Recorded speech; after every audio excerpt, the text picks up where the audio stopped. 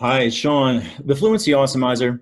Here's another video where I want to take a few minutes and help you decode big words and give you lots of spelling tips to carry around up here and use when you need. Now, I've got two words I'm going to spend some time with today. Let's get ready. I'm about to show you a word, and honestly, it's not that big of a word today. Neither of the words are. But I want you to read this word right out loud to whoever you're there with. What is this word? Okay, how about this word? These words are really similar, pretty tricky. The top word is faintly. Down below is finally.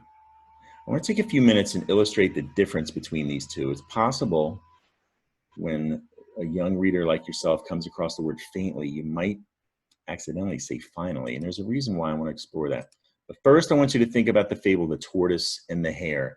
Like all fables, stories that have been around for hundreds of years, fables come with a moral, a life lesson. As you probably know, the moral in The Tortoise and the Hare is slow and steady wins the race. That seems to only apply if you're in a race, though. So the real life lesson I like to think of is slow and steady, all right? Take things slow and steady, especially when you're decoding words like faintly, right? If the tortoise comes along to a word like faintly, he's going to take it slow and steady and hopefully say faintly. He's not going to rush. But the hare comes along. The hare is definitely in a rush. The hare wants to win this race, get this over with as fast as possible. And a lot of young readers today are like the hare. So when you zip through the word faintly, it's likely you'll make a mistake. That's what I want to look at. Before we do, compare these two runners. Which one are you like, the tortoise or the hare? Right? Tortoise is definitely more responsible. Be the tortoise. All right, so let's take a look. The comparison between faintly and a word that the hare might say instead when he zips through faintly. Finally. Now, they both start with an F and they end with the suffix ly. There's an in both of these words. And there's an A in both of these words in the middle. But notice up top, the A comes before in. Down below is the opposite. The in comes first. Right? That's going to come into play here. Now, a big difference is finally has two L's because of the ly suffix.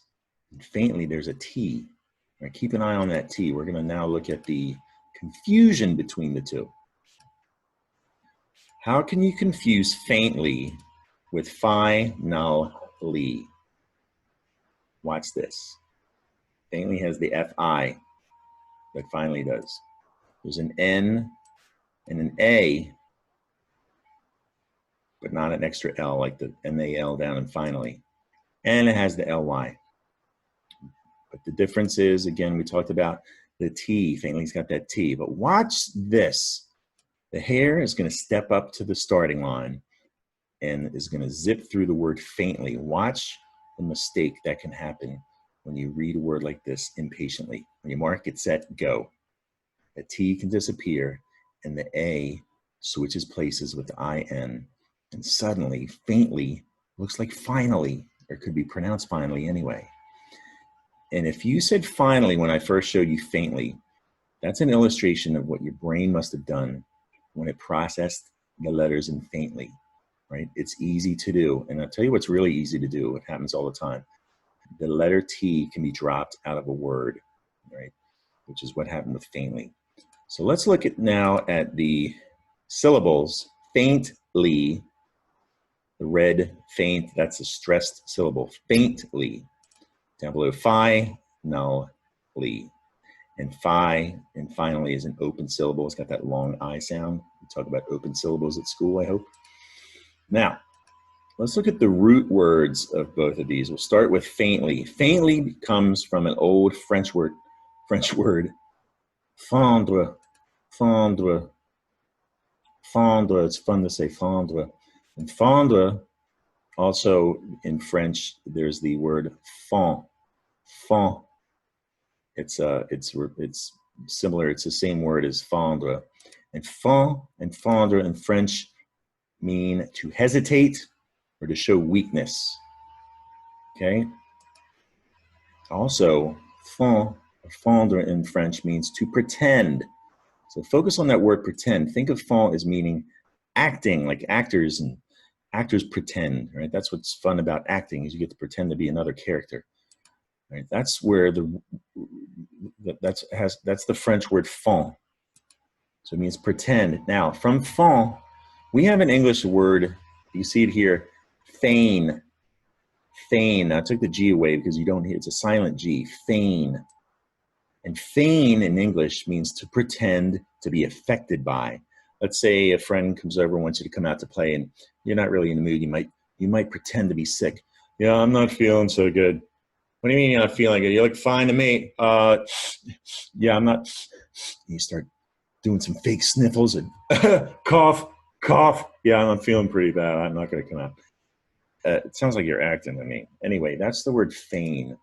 So feign, you've probably noticed that EI vowel pair makes a long A sound.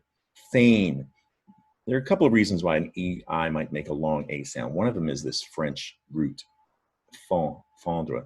So feign has that EI that sounds like an A. Here are a few words you need to know that have an A sound, but it's spelled with EI, the number 8.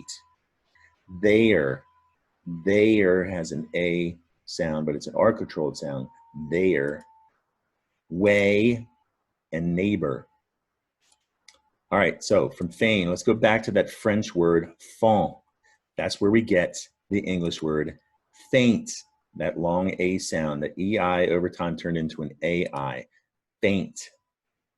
And faint, we all know what faint means, right? When you get dizzy and you pass out. You've probably seen some funny videos where a bride who's getting married is up on the altar about to say I do and faints, or the groom faints, right? That people do that when they get too excited or too emotional, faint. So we all know what faint means, but faint also means lacking energy or spirit.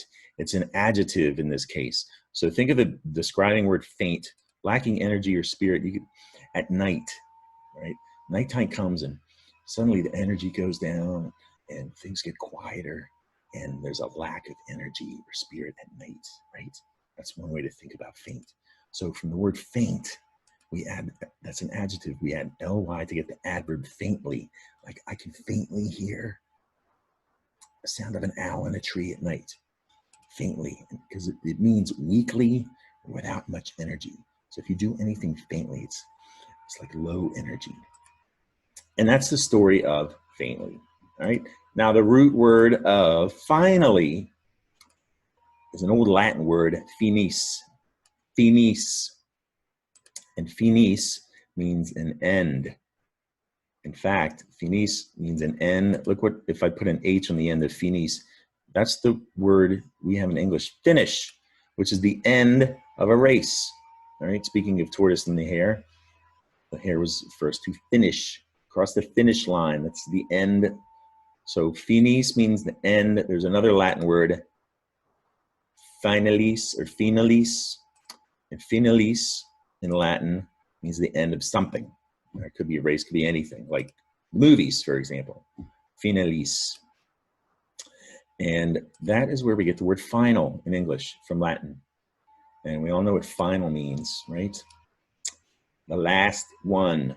Like when you get to high school one day, you'll take a final exam, or college, or hopefully this isn't the final roll of toilet paper. Final. So final is an adjective, the last one, and we add an ly suffix. And finally is another way of saying at last, we have more toilet paper. Phew, that was close. Finally, that's the story of finally. All right, let's wrap things up finally by getting to one of my fluency exercises. Get ready to read. I wrote this just for you. I'm going to get out of the way because this one's pretty long. It takes up the whole rectangle. But I want you to be the tortoise. I'm about to show you a phrase. Read it right out loud to whoever you're there with. It is a race, but I want you to take it slow and steady. Ready, Mark? Get set. Read.